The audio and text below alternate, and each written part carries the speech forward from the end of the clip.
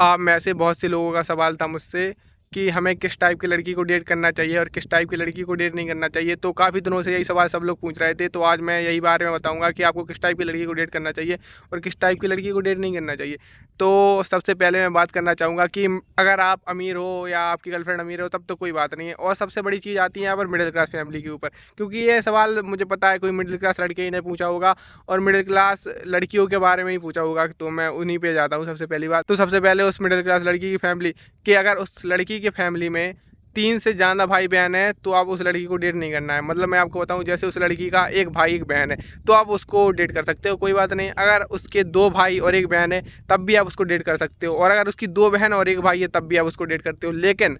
अगर उसकी 2 भाई 2 बहन है तब आपको उसको डेट नहीं करना है, या इससे ज़्यादा, या उसकी 3 बहन 2 भाई, या 2 भाई 3 बहन है, या 4 बहन 1 भाई, तो उसको डेट नहीं करना है। अब मैं इसका रीज़न बताता हूँ आपको, क्योंकि एक मिडिल क्लास फैमिली में जो कमाने वाला शख्स होता है वो पापा ही होते हैं। और अब इसी बात पे आए कि पापा कमाते हैं, 5-4 बहनें, तो आपको उनको क्यों डेट नहीं करना चाहिए। क्योंकि जो एक मिडिल क्लास फैमिली होती है उसमें या तो आपके घर में एक फ़ोन रहेगा या 2 फ़ोन रहेगा। मतलब एक फ़ोन जो उसकी माँ के पास रहेगा और एक जो उसकी बड़ी बहन के पास, या बड़ा भाई है जो सबसे बड़ा उसके पास रहेगा। और ज़्यादातर लोग मिडिल क्लास में बच्चे तभी पैदा करते हैं जब उनकी शुरू में लड़कियां हो बड़ी और लास्ट में एक बच्चे के लिए, लड़के के लिए, क्योंकि मुझे पता है मिडिल क्लास मेंटेलिटी ऐसी ही होती है। और इसके बाद अब आप कहोगे तो इससे क्या मतलब है, तो आप कहोगे इससे क्या मतलब है, इससे हमें उसे डेट क्यों नहीं करना चाहिए। क्योंकि अब सबसे बड़ी बात आती है इस पे, क्योंकि जब आप कुछ काम करते हो या पढ़ाई वगैरह करते हो, जब आप दिन भर स्ट्रेस या थके हुए आते हो तो आपका मन करता है कि मैं अपने पसंदीदा शख्स से बात करूं या उसको अपनी बातें बताऊं या कुछ भी फीलिंग शेयर करूं या मेरा पूरा दिन कैसा गया उसके बारे में बताऊं। लेकिन अब मिडिल क्लास फैमिली है तो उसके पास ज़्यादा से ज़्यादा घर में 2 फ़ोन होते हैं, तो एक फ़ोन तो मम्मी परमानेंट चलाती रहेंगी, या दूसरा फ़ोन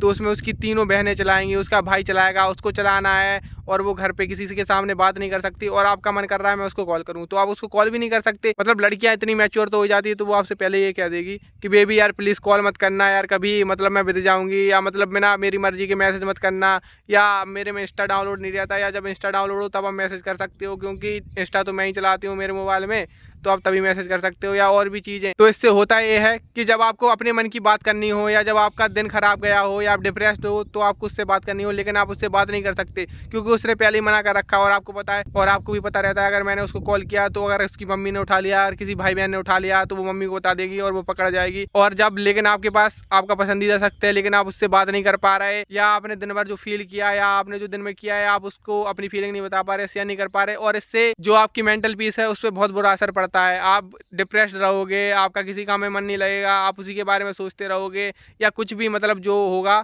वो सब गलत ही होगा। इसीलिए मैं कहता हूँ या तो आप इतने अमीर बन जाओ कि आप उसको फ़ोन दिला सको और उसकी फैमिली से जाके कह सको कि मैं इससे प्यार करता हूँ, ये मुझसे प्यार करती है, हम लोग अभी इंगेजमेंट कर ले रहा है, मैं इसको फ़ोन दिला दे रहा, हम लोग बात करेंगे, आपको कोई इंटरफेयर नहीं करना है, हम लोग शादी करेंगे, और उसकी फैमिली वाले मान जाए। आपको इतना अमीर होना पड़ेगा, वरना आप बिल्कुल डिप्रेस्ड ही रहोगे, मेंटल पीस आपकी पूरी चुट जाएगी, मतलब आपकी पूरी मेंटल पीस खराब हो जाएगी। तो मेरा यही ओपिनियन है। और आप कहोगे तू तू कौन होता है मुझको ये सलाह देने वाला, तो भाई मैं कोई सलाह देने वाला नहीं हूँ, मैं अपना खुद का एक्सपीरियंस शेयर कर रहा हूँ बस आपसे। और प्यार तो भाई अंधा है, जिसको करना है करो, नहीं करना है नहीं करो भाई, वो सबकी पर्सनल चीज़ें हैं भाई, और पर्सनल पसंद है तो भाई करना हो करो। मैं तो बस अपनी सलाह दे रहा, अपना एक्सपीरियंस शेयर कर रहा बस। अब इसी बात पे कुछ लोग ये कहेंगे कि अगर वो आपसे प्यार करती है तो वो आपसे बात करने के लिए एफर्ट्स लगा तो रही है, मतलब अब उसके पास कुछ का फ़ोन नहीं है या कुछ भी नहीं है तो कम से कम वो आपसे बात कर तो रही है, वो आपको धोखा तो नहीं दे रही। अब इसी पे मेरी एक बात सुनो,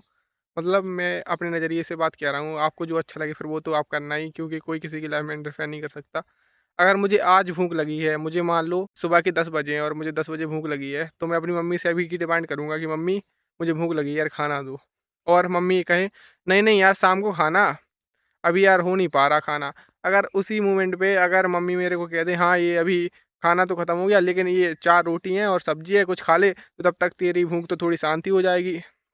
और बाद में फिर मैं थोड़ी देर बाद खाना बना दूँगी तो खा लेना। तो इससे कम से कम ये तो हो जाएगी कि हाँ मैंने रोटी खा ली कम से कम, तो मेरी थोड़ी देर के लिए भूख थम गई, तो मैं बाद में खा लूँगा तो कोई दिक्कत भी नहीं है। लेकिन अगर ये बात हो कि अगर मुझे भूख लगी है और मुझे खाना ही नहीं मिल रहा और पता नहीं वो खाना मुझे अगले दिन मिले तो उस खाने की वैल्यू क्या है। तो एफ़र्ट्स मैटर करते हैं, लेकिन एफ़र्ट्स के साथ टाइमिंग भी मैटर करती है कि आप टाइमिंग क्या है। आप अगर मुझे अभी भूख लगी है तो मुझे अभी खाना मिलना चाहिए, मुझे मेरी टाइमिंग अभी है कि मुझे अभी खाना मिलना चाहिए, तभी मैं संतुष्ट हूँगा। अगर कल खाना मिलेगा तो वो तो यूज़लेस है ना मेरे लिए, क्योंकि अभी तो मैं भूख से मर जाऊँगा। तो मतलब कुछ आप समझो, ऐसी बात है